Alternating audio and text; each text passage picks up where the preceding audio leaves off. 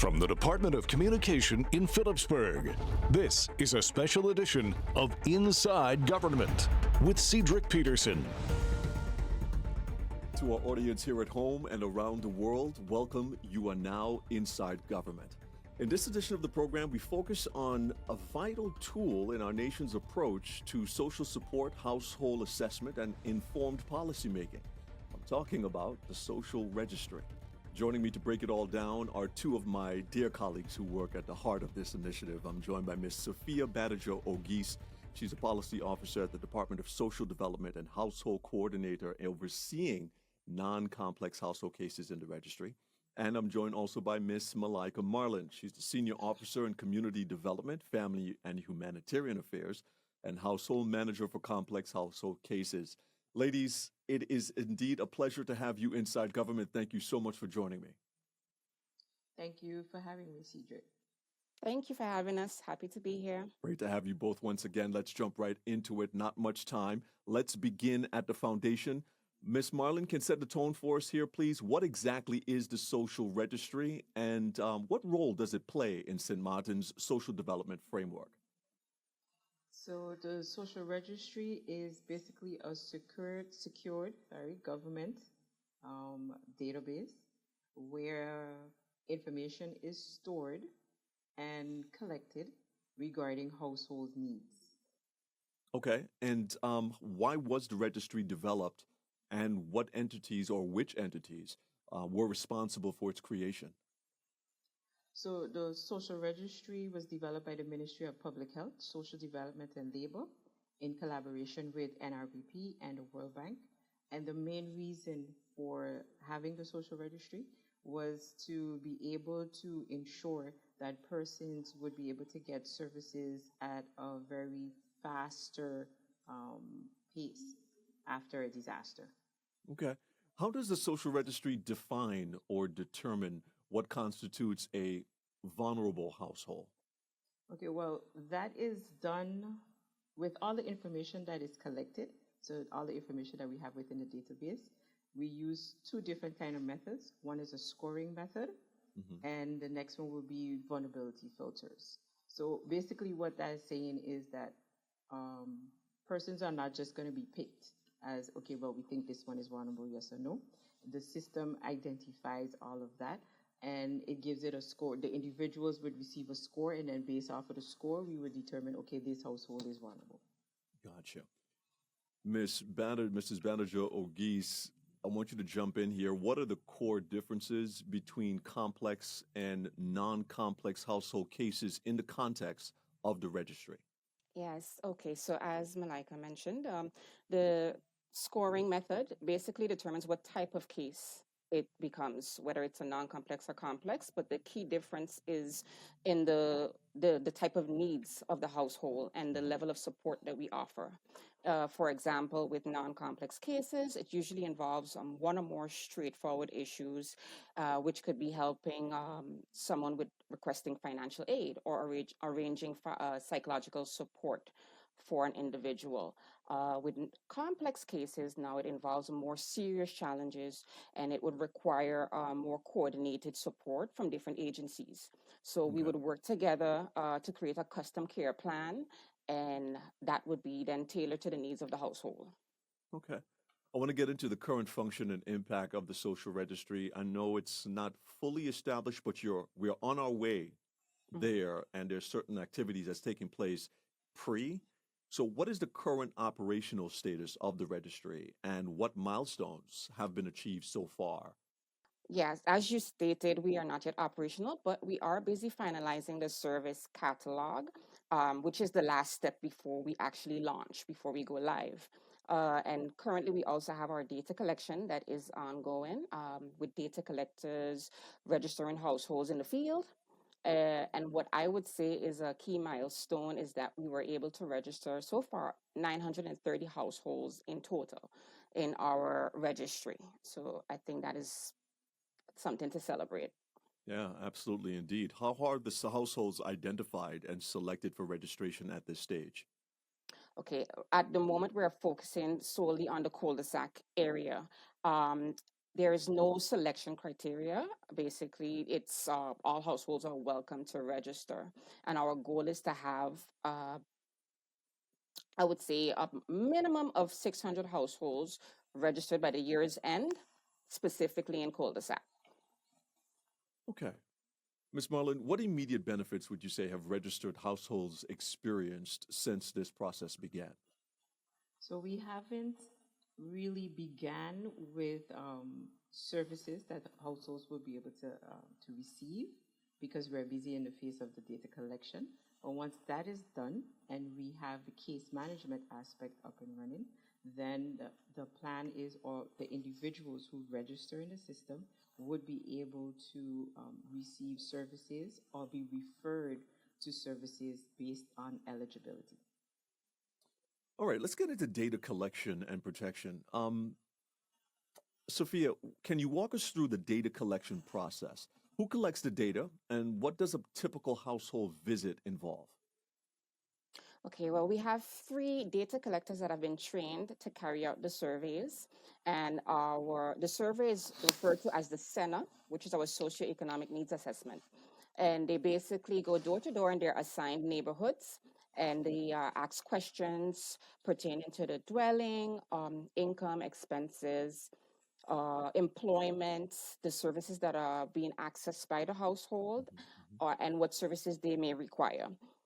Participation is completely voluntary and confidential. And what we hope ultimately is that we'll have all persons on the Dutch side or Dutch and Martin registered in the system. That's our ultimate goal. What protocols are in place to ensure the privacy and security of household data?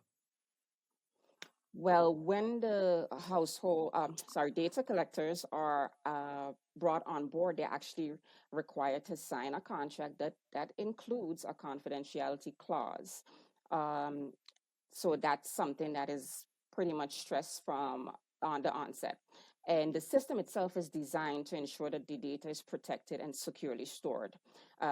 For example, there's controlled access, so only authorized personnel can view certain data in the system based on their role, for example. There's also a data privacy law that indicates that we are only permitted to use the data for its intended purpose. And in this case, it would be to support vulnerable households.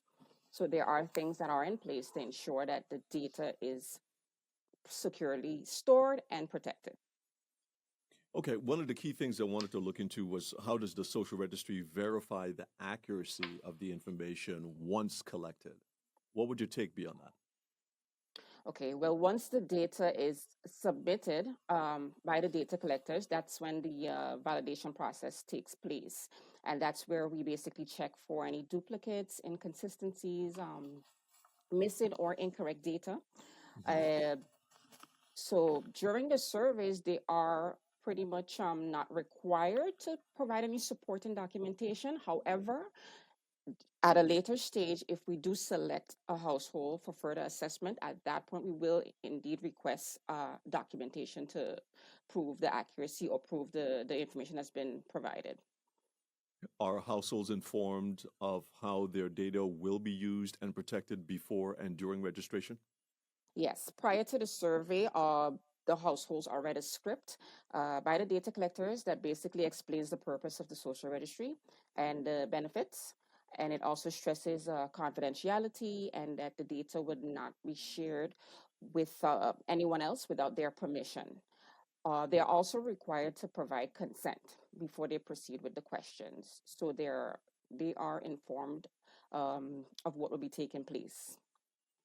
Sophia, I want to look at the service catalog development. What is the service catalog and how does it complement the registry?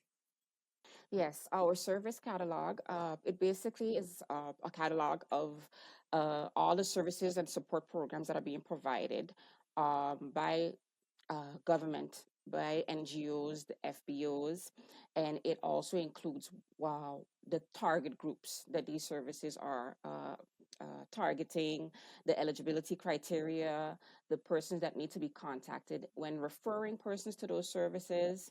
But the catalog itself is part of our social registry. So it is embedded into the system. And it definitely helps with matching the households to the appropriate services. So it is very important that we get this finalized as soon as possible. I was about to ask, why is finalizing the service catalog such an important step in the overall strategy? Mhm. Well, like I just stated, it helps us match those vulnerable households to the right agencies based on their needs and on the eligibility. What I would say is key is that it improves the coordination between agencies. So rather than having individuals visit different agencies where they have to repeat themselves multiple times, then here we have a catalog then that would help to assist in coordinating properly to avoid those cumbersome uh, conversations that could deter some persons from even wanting to seek help. St. Martin, if you just tuned in, you're Inside Government, and we're talking about the Social Registry, an initiative of the Ministry of Public Health, Social Development, and Labor. And my guest in this edition of the program is Ms. Sophia Badejo-Auguiste, alongside Ms. Malayka Marlin, who are discussing this topic in detail and giving us some insight in regard to what you can expect once the Social Registry is fully established within our organization. Stay tuned. More with these ladies coming up right after these public service announcements. You're Inside Government.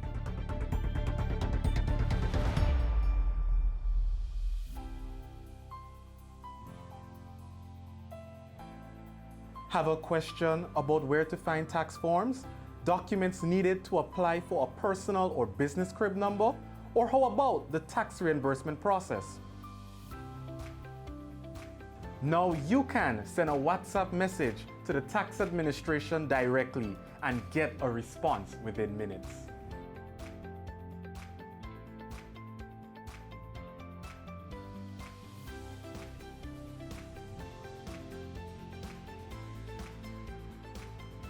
Fast, easy, and convenient.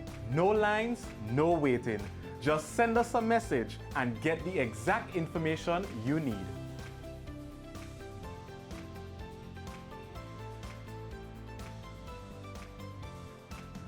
Save the number and send a message to the tax administration today at 1721 556 3699. Whatever your question is, we're just a WhatsApp away. It's secure, it's official, and designed to make your experience better.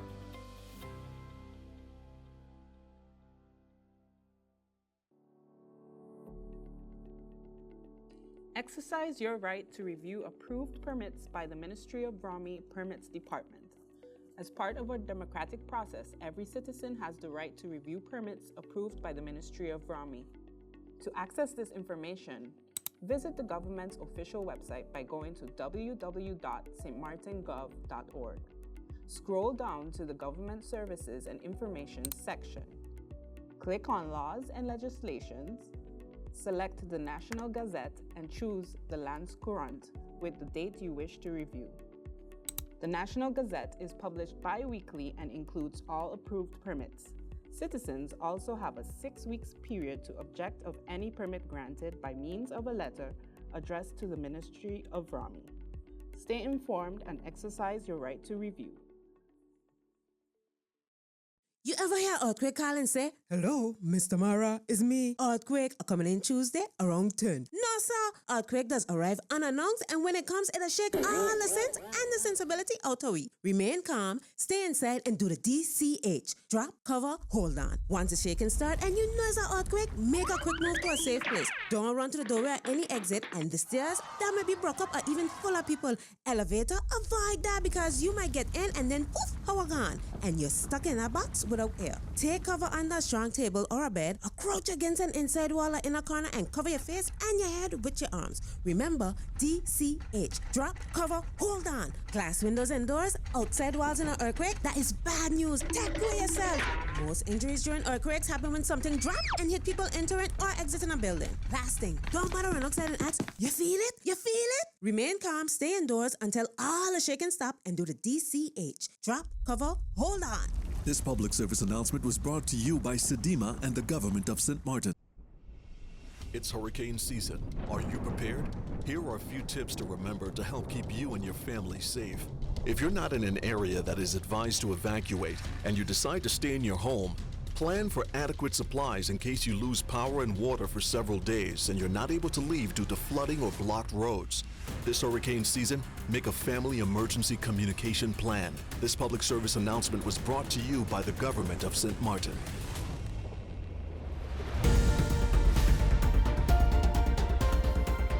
Here at home and around the world, if you're just tuning in, you're Inside Government, and we're having a conversation with the representatives of the Ministry of Public Health, Social Development, and Labor. I'm joined by Mrs. Sophia Badejo-Auguiste and Miss Malayka Marlin.